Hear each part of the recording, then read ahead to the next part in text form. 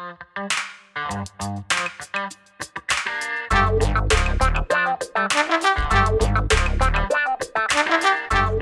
guys, welcome and thanks so much for tuning in to this edition of Let's Be Blunt with Montel.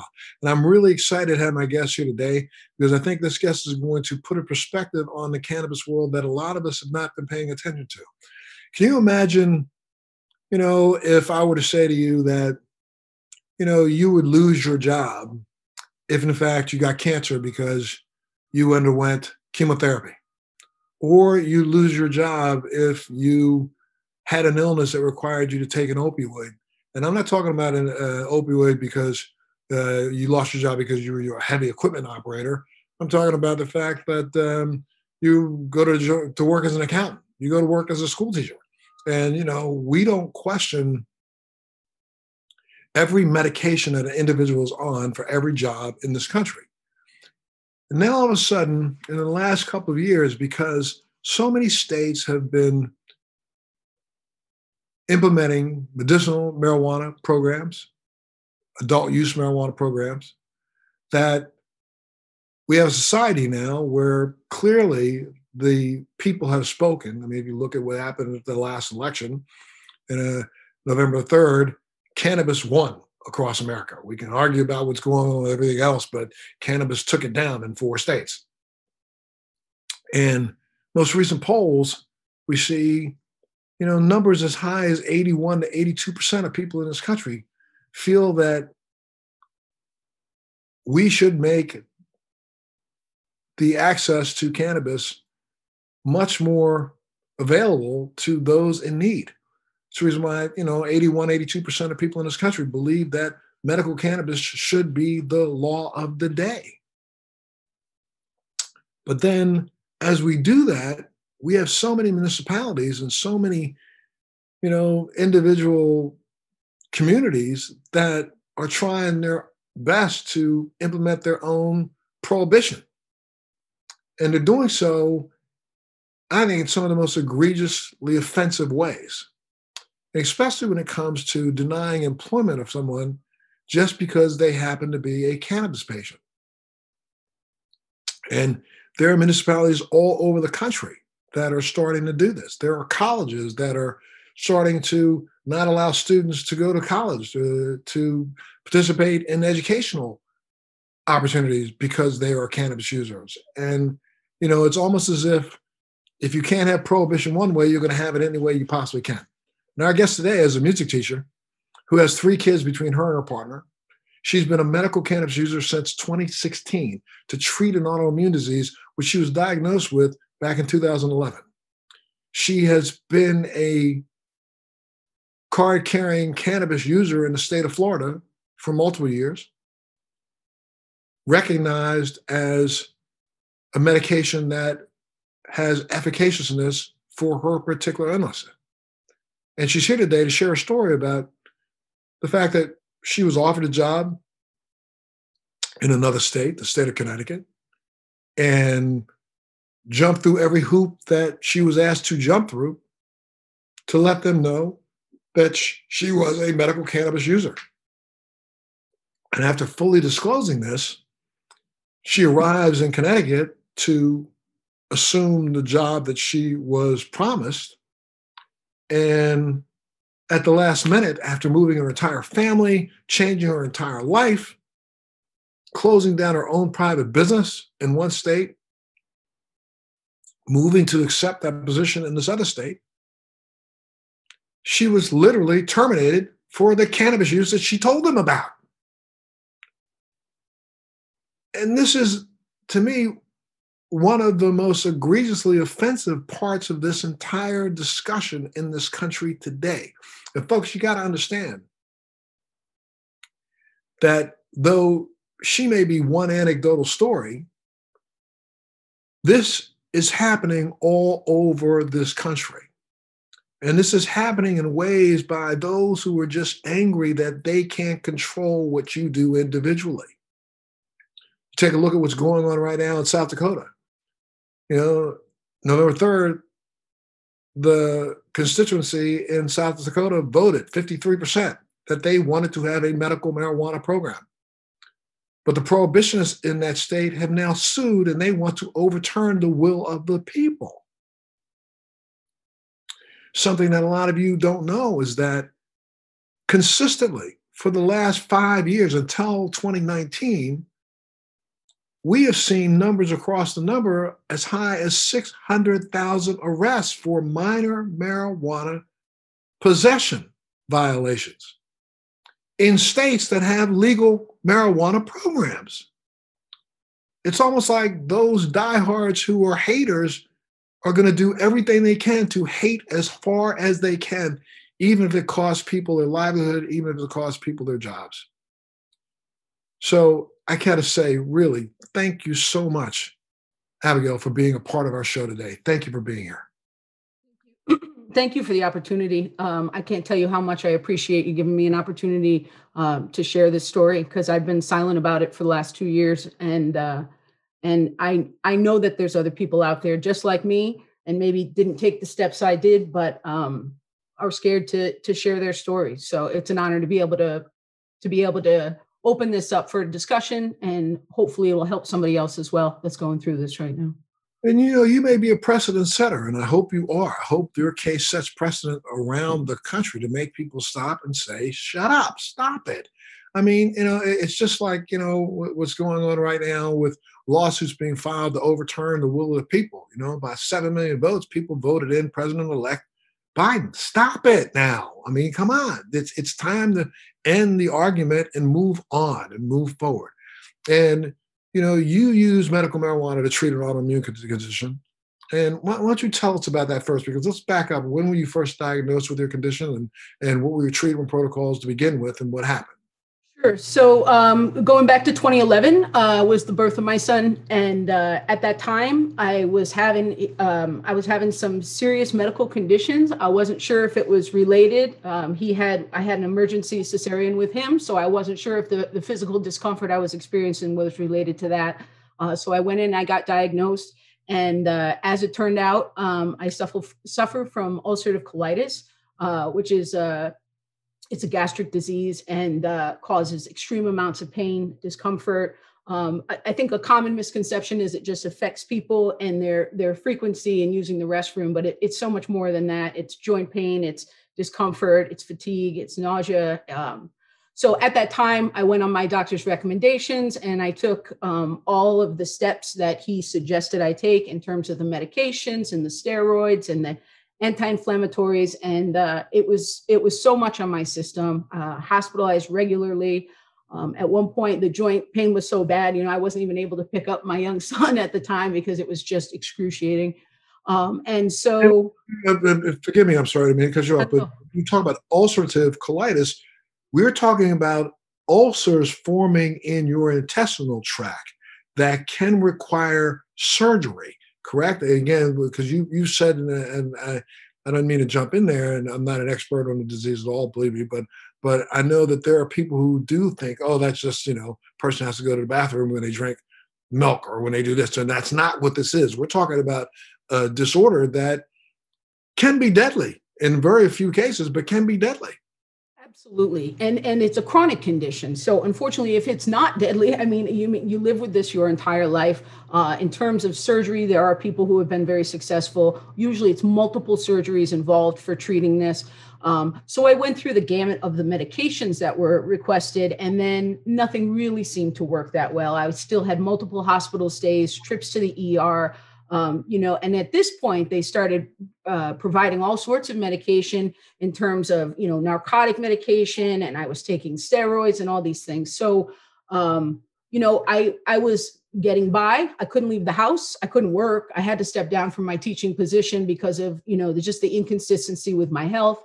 I ended up getting put on biologic medication, which are infusions I would go to the hospital for every 6 weeks. Or a cancer center for, because in fact, they're like very low dose chemotherapy infusions. And that worked for a few years. And I couldn't take all of the oral medications anymore. So I met a naturopath doctor.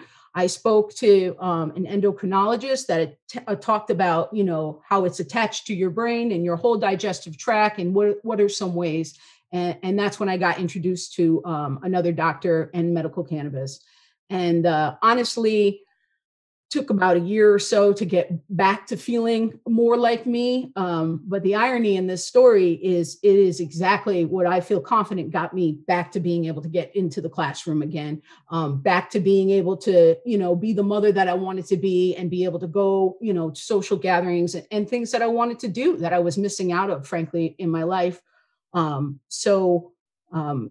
Yeah, it's been a challenge. I have not had any of the medical experiences, knock on wood, that I had prior to starting medical cannabis. I do still have to take additional medication to treat it, but I've stopped all other oral medications I was taking, and I take one bi-monthly, shot. So it comes and I take it, and that's the extent of it.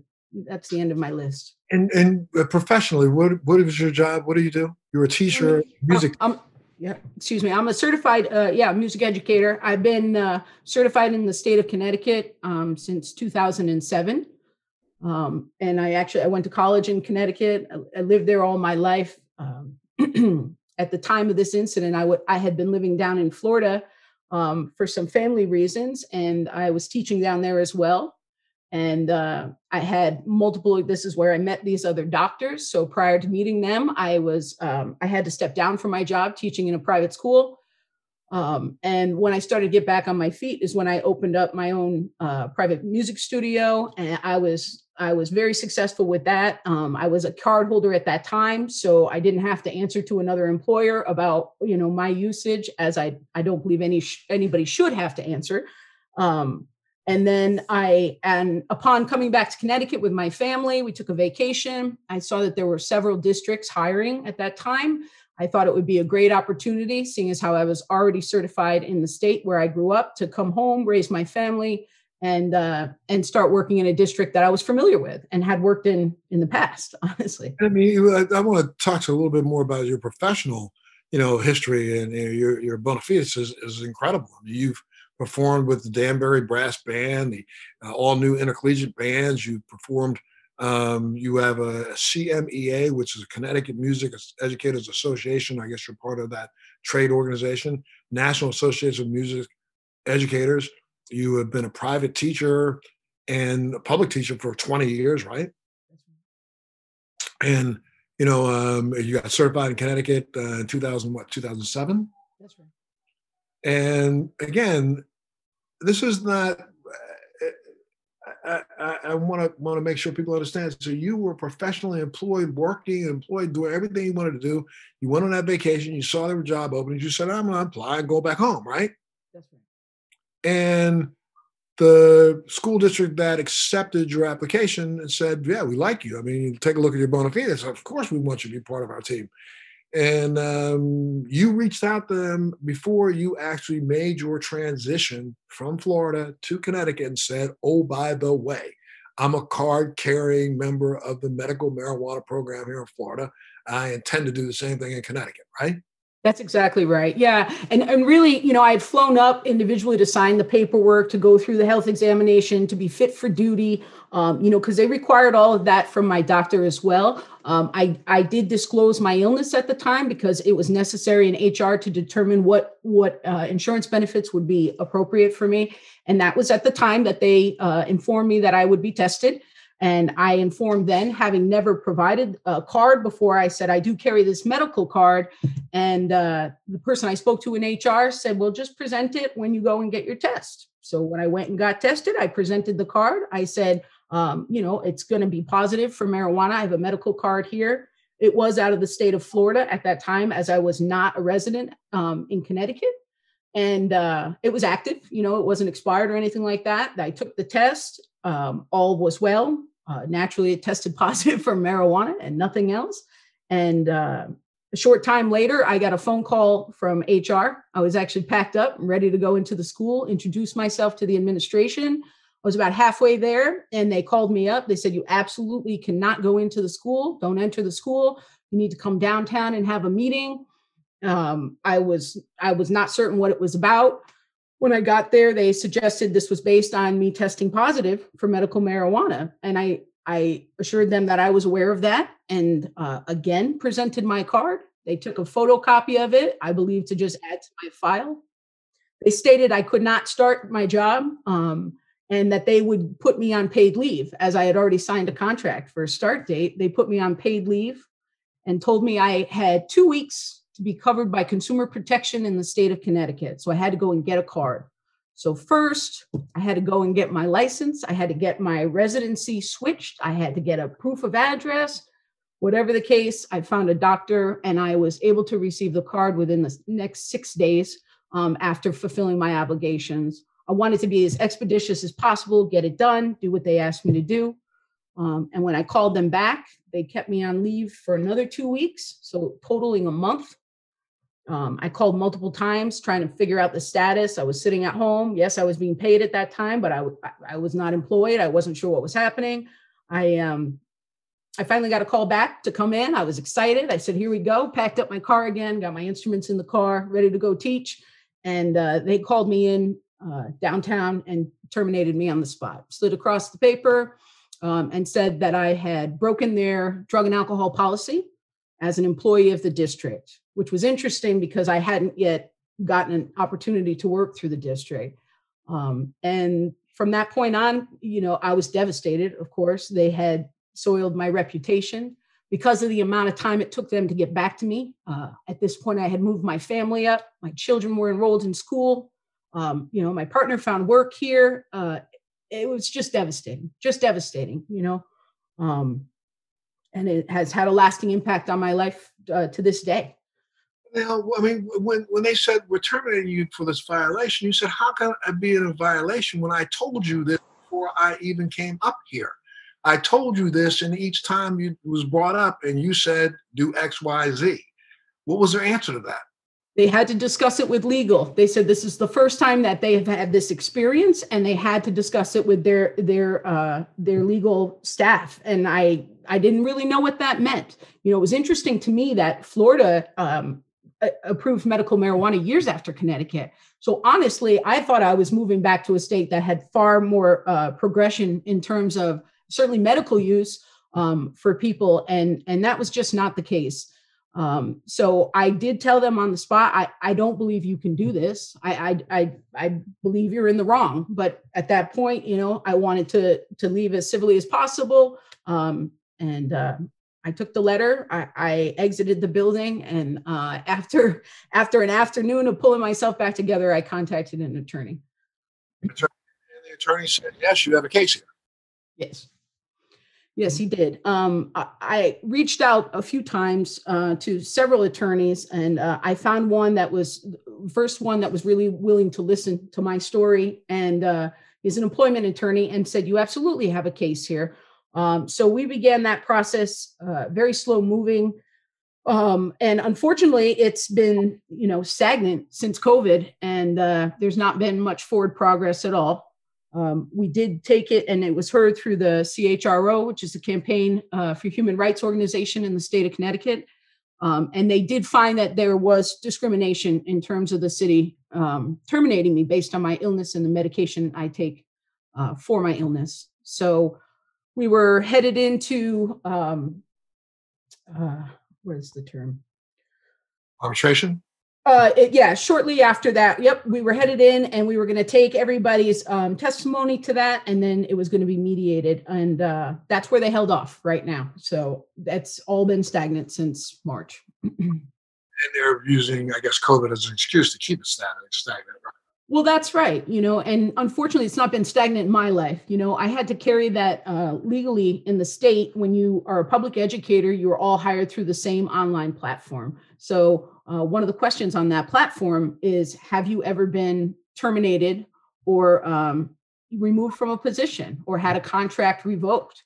And I had never been terminated by anything prior to this. And I didn't want to be dishonest, just like I didn't want to be dishonest about my medical card. So I was upfront and I put that on, and naturally that doesn't look good. But I was unemployed at the time. And I think Connecticut is not a large state, and it really did tarnish my reputation as an educator throughout the state. The social stigma, it caused me to really want to shy away from sharing my story for the last 2 years. Not wanting to stir the waters as an educator until I developed the acceptance of, this works for me. I don't know if it works for everybody else, but this is the same medication that ironically got me in the position to be here and fighting for my employment. It's never been a caliber of my ability to teach the students. It's never been a lack of interest, and I'm still working. Currently, I'm still working in this pandemic with masks on and working remotely at times. And I'm committed to my employment. So, I would like to be highlighted for that as opposed to just, social stigma. A little bit about that, because you went from, I guess, is it okay if you talk about who the first municipality was? Yeah. So the region that hired me originally was the city of Waterbury in Connecticut. And I had actually worked for them previously. So right after I received my degree and my certificate in the state, I was employed by the city for 4 or 5 years. And then I ended up leaving that position. And that's around the time I moved. I had some medical conditions. I had my child. And we left on very good terms, and as I was dealing with my illness, I had decided to move down to Florida, and that's when that changed. So when I saw the position in Waterbury open up, I said, this is a district I'm extremely familiar with. I had a relationship. I have a previous letter of recommendation from the same school that they hired me to come back for. No longer is the administrator employed at that school, but she's employed in the district. I had a conversation with the director of hiring, who was a coworker of mine in the past, who could also attest to my work. And while I did apply for the position, they reached out to me once they recognized that it was a person they were familiar with. And I was excited to work as hard for the city as I ever did in the past.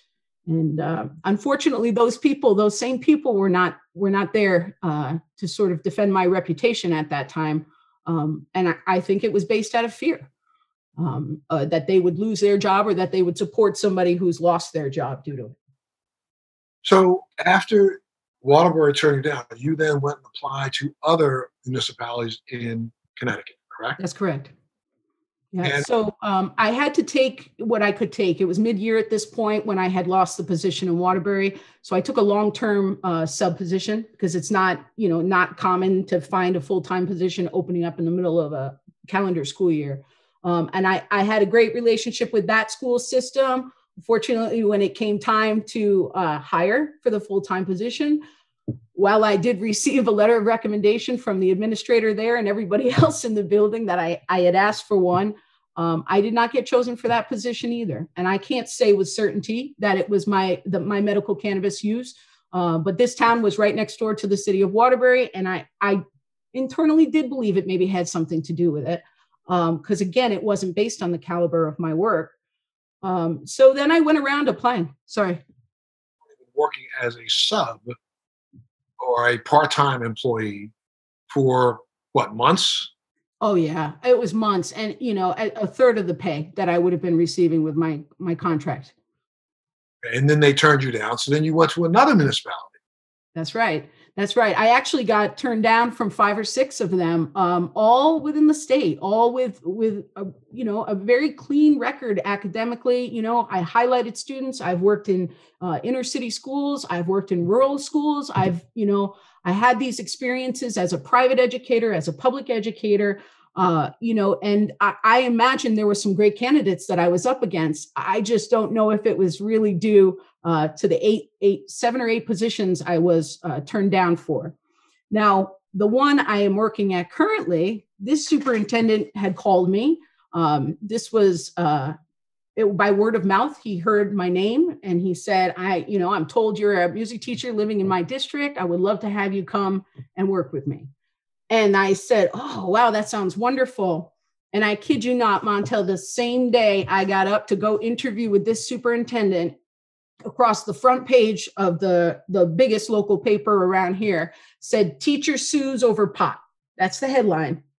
So I went downtown, I grabbed a newspaper and I brought it to my interview. And I presented it to the superintendent because I didn't want to go and introduce myself and later have this guy go on his lunch break and say, how come you didn't mention this to me? But again, I felt like, where's my protection now?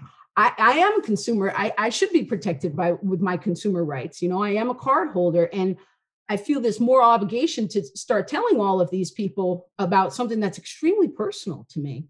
And I would never professionally ask another human being to disclose that type of information to me. We don't know what people are doing when they get home or before they come into work each day. But they feel the need to ask me. So now he did accept me for the position. He said, you won't have that problem here. I said, that's fantastic. But I've been reminded about it multiple times, the opportunity that I've been given being a card holder and what that looks like for the district. I was reminded of it just last week. And because do they go through the same level of scrutiny for people who, let's say, have come in and possibly just by diagnosed for cancer and getting ready to go through chemotherapy, or a person who's been diagnosed with another, illness that has a lot of pain, where they are, put on opioids or on some other pain reliever, and then they have to disclose that and put that on the front page of a newspaper and say, I'm taking this opioid and I'm teaching school? Is that what they have to do? Yeah, I've never seen another medication treated the same way. And I assure you, they didn't ask me any of the narcotic medication that was ever prescribed to me at that time. It's not right. It's not right that people would get the right to assume they need to know this about me. I have never given them a reason to appear under the influence of anything in my professional career. And it has nothing at all to do with my caliber of an educator or keeping the students safe. And those are my goals: safety first, and whatever else we learn after that. Well, Abigail Peck, let me take a little break here for a second. I got to pay some bills, and we'll come back and we'll talk a little bit more about what you think and what's going on. I know, you said it earlier about the fact that you were in the middle of a lawsuit and litigation against the first town. But it seems to me like you could be in a litigation against the state of Connecticut. And I should say, for 100% complete disclosure, I was one of the people who was one of the advocates for and lobbyists for changing the Connecticut state law to allow for medical marijuana, and testified before one of their Senate subcommittees to ensure that that was done. And I don't believe that at any point in time during those conversations, this is years ago, anybody ever brought up the idea that we would turn a program into something that would be held against those who applied. So I talk a little bit when we come back. We'll take a little break. Thanks so much for being a part of Let's Be Blunt with Montel, and we'll be back right after this. Again, thanks so much for being a part of Let's Be Blunt with Montel. Today, our guest is Abigail Peck, who is, a card carrying, in both the state of Connecticut and the state of Florida, a card carrying medical marijuana user. Our guest today is a teacher who has 3 kids between herself and her partner, and she's been using medical marijuana and cannabis since 2016 to treat an autoimmune disease, which she was diagnosed with in 2011. After going down the gamut of other medications, she finally found some relief in cannabis, which I should say the particular illness that she has, and I'll let her say it herself, but I know several people who anecdotally have been down this exact same path. I know friends of mine who literally during when I had my brand available in California, who were seeking out my brand because there were several ways, the way that we formulated that brand with particular terpenes seemed to have a really good effect for people who have the illness that Abigail has. So Abigail, thank you so much for being on the show today. Well, thank you for having me. It's my pleasure to be here. One of the things that strikes me just as crazy is, again, you have said it and stated it over and over again, that there's never been a complaint about your professional ability as a teacher. There was never a complaint about your professional ability as a performer yourself. Yet, for some reason, people think that they have a right to get in the conversation between you and your doctor.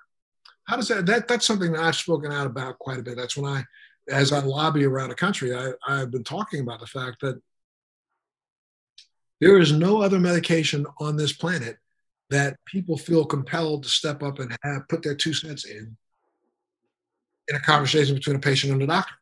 A doctor could say, I'm going to put you on the most virulent chemotherapy, radiation treatment there is available to man that will literally burn you from the inside out, make your skin fall off, make your hair fall out, give you jaundice, give you all these other things. Nobody says a peep. They just shut up. Well, I guess that's what they need to have. But when a doctor says, I think that you should use medical cannabis, all of a sudden you have all these pseudo experts who think that they have a right to be in the middle of your conversation. How does that make you feel? Angry, actually. I've carried the burden of being subject to the criticism of being a medical card carrier since I've been a medical card carrier. And, it fuels me because I went about it the legal way. I went about it the right way. I went to a state where I knew that when I had my illness, that at that time, I didn't know that I needed medical cannabis, but I moved to a state that I knew had already approved medical marijuana long before I had received my card. I had been informed that there had been a dispensary that opened up in the city of Waterbury, which is the same city that had removed me from my position and terminated me on the spot for being a card holder. I find it very ironic that, this city can accept revenue from this industry, but they can't accept employees. And it just, they tend to talk out of both sides of their mouths. And it's not for the better of the people. The mayor of the city stated years ago in an article that he wants to put the people of his city out of pain, and the consumers of this, he would do anything for to put these people out of pain. And I can't speak highly enough about this dispensary. They've been phenomenal. They're extremely professional, but then to terminate the people that utilize this as an outlet for their pain and their illness. My illness was debilitating to me at times. I could not sleep. I could not eat. I could not leave my house. I could not function properly. And the medications they were giving me were allowing me to sort of live that type of life, survive, basically. But it was not a lifestyle that I was comfortable with. And I didn't feel actively involved in my life. I had to step down from my profession. And medical cannabis is what changed that for me. I don't know who needs to hear that, but I know there are a lot of people out there who are afraid of those same repercussive actions. I have friends that are in healthcare. I have friends that are in education. I have friends that are in a variety of fields, and they don't feel safe. They don't feel safe to get a legal card, which is their legal right, from a doctor, because they've seen what happened to me, and they don't want that same. I'm trying to get my head around this a little bit. Has any of these administrators or any of these people in authority said, well, the reason why we terminated you and the reason why we don't want you is because it goes against federal law? Or have they said to you, the reason why we don't employ you or we don't let people have a card, even though the state authorizes it, because there are federal constraints and we don't want to end up losing federal dollars? Have they said something that makes even that much little bit of, and when I say sense, it doesn't make sense, but something that seems like it's rational chain of thought?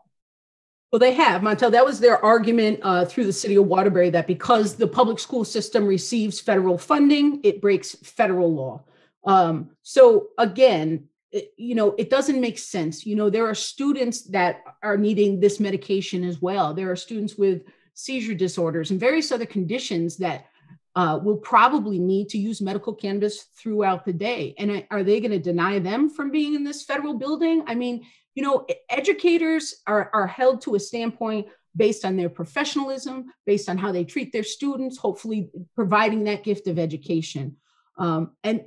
And what's ironic here is now I'm here to try to educate that it's really nobody's business what somebody takes to deal with their own medical condition.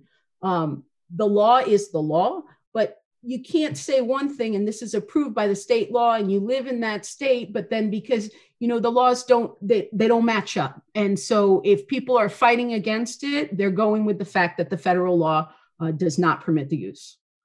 Being a reluctant advocate, in a sense, have you thought about advocating at the national level and trying to, one of the things that I think everybody was so excited about when it comes to both the new president-elect and the vice president-elect is that people seem to think that there's going to be some clear difference made in the draconian laws that have been enforced today. But I think people are going to be shocked in the fact that, we have a president-elect who stated 6 months ago that he still believes that cannabis is a gateway drug. So we're not really making 2 steps forward as we think we are. And it's going to require people like you coming out and stepping up and having a conversation and sending a letter to this president and to this vice president saying, listen, this is my story. This is what's going on. You have to figure out some way to ease the pain of people like myself, get the patients off the battlefield. Yeah, I've thought long and hard about this, and it is time. And I was hoping with a new administration, there would be more hope. But, I did hear the president-elect make those remarks. And I hope if there's enough educated human beings out there that are not afraid to speak up and I was afraid to, but at some point we have to find out that we're out there. Because I think because it's on a state by state basis, we're not aware that these types of things are happening to people across the country. And I actually, another employee of the city reached out to me about a year ago. Now I've been going and dealing with this now for over 2 years, and he was a city employee as well, a firefighter, and he was on some type of 3 strikes policy, but I'm not super familiar with his case other than he did hold a medical card. And at the time he tested positive for medical marijuana. And they claimed that broke one of the policies that they provided. So our stories are very different in terms of that. But my understanding was that he was really the only person in the city that this has happened to, or at least that was vocal about it. So his reaching out, felt like less lonely out there, that there was somebody else who had experienced this and that I was not alone in dealing with it. And now I'm so honored to be here because if my sharing this helps somebody else come out and say, this is so unjust. And the fact that it's now lingering, I have no closure on this for 2 years. I'm still facing the repercussions of it. My professional reputation, I feel, is my work speaks for itself, but has been tarnished enough in terms of my name being in the paper and all over the news. But, it's really the behavior of the people that I work with now that needs to change. And that's just a microcosm of this conversation. We are not less than as human beings. I have not done anything illegal. This is not a criminal activity. This is a medication that I take to treat my condition. And, I would absolutely be willing to take this to the federal level. At this point, I've stayed silent long enough and things need to change and that conversation needs to happen. And I'm hoping this is the first step in that direction. Thank you. And now tell us again a little bit more about the status of your lawsuit. I guess the city came to you and offered a settlement, did they not? That's correct. No, they did offer settlement. They started very low and they never even covered close to what my contract was. So, at the very least, I thought, morally, I signed a contract. They signed the contract as well. They at least owed me the year's pay that I signed up to provide. And in addition, the moving expenses and all of these things. And it was unfortunate because I haven't had great luck with my attorney since then. He was very eager to settle at that time and kind of pushed in that direction. And I felt if I do that, this is just going to continue to happen. He assured me it's not my job to fix this for the world, but I don't want to fix it for the world. I want to fix it for me and for the injustice to my family and for the financial hardship that it's caused us, for the stress and how that affected my illness. It does need to change. And I felt if I had accepted that settlement, while it was a plentiful amount of money, it was not the right thing to do. It was not the right thing to do, to sweep this under the rug and then go ahead and treat other people who will happen again. And it wasn't an acceptable approach. So my hope is that, that people will listen. And, if people want to help to support this as well, that would be amazing. Because my attorney has seemed to wander off the last 6 months here. And it's a shame. My family and I could use closure with this and be able to move forward. You're in the process of looking for a new attorney right now? That's exactly right. I sure am. Is there a website you can throw up right now that people would know to go to reach out to you? Yeah, I mean, I would love it. If you wanted to just reach out to my email, that would be fantastic. You can find me at Abby Peck, ABBYPECK, 1980 at gmail.com. And if anybody, would be willing to help, my family and I would be extremely grateful. And I know we can through Let's Be Blunt with Montel, we can reach out to some of the legal contacts we know and see if we can throw your name in the mix and see if some of them would step up to the plate. I mean, what do you think is going to happen? And I know that's kind of crystal balling, but what do you think is going to happen? Do you think that the city is going to want to just try their best to settle with you to get you to go away so they can stop talking about it? Or do you think that you're going to now bring a lot more people into the light so that people know that it's not just one person, that's a lot of people? I think by this conversation, I'm hoping the latter. I'm hoping it brings people to the surface to say, wow, not just my story, but this treatment of people is so wrong. It would have been, there are so many people that probably feel they need to not put themselves at risk, and they don't do it the legal way. But I feel like we need to know that this is done properly, and you go through the legal steps and you pay the fees, and then you're not covered by your own consumer protection law that you just paid to protect you. And I think that needs to change. So will that change in terms of the city of Waterbury? I don't know, but I know that I'm not going to go away. And they've stalled this out long enough, and it's time to answer for their poor decision making. And it's time to move forward with this now and accept people for what they're trying to do and provide, having nothing to do with personally my medical condition. I never spoke about my medical condition in school. I never talked to colleagues about it. I never presented any of that information, nor do I know what my other colleagues suffer from, because it's simply not their business. My business is to go in and to educate these children in a safe manner. And that's exactly what I do. Give that website out one more time, Abby. Yeah, sure. It's my email. It's ABBYPECK 1980 at gmail.com. Again, Montel, I just thank you so much for giving me an opportunity to present this in a positive platform. I've been silent about it too long. Well, I thank you so much for being here and being a part of Let's Be Blunt with Montel today.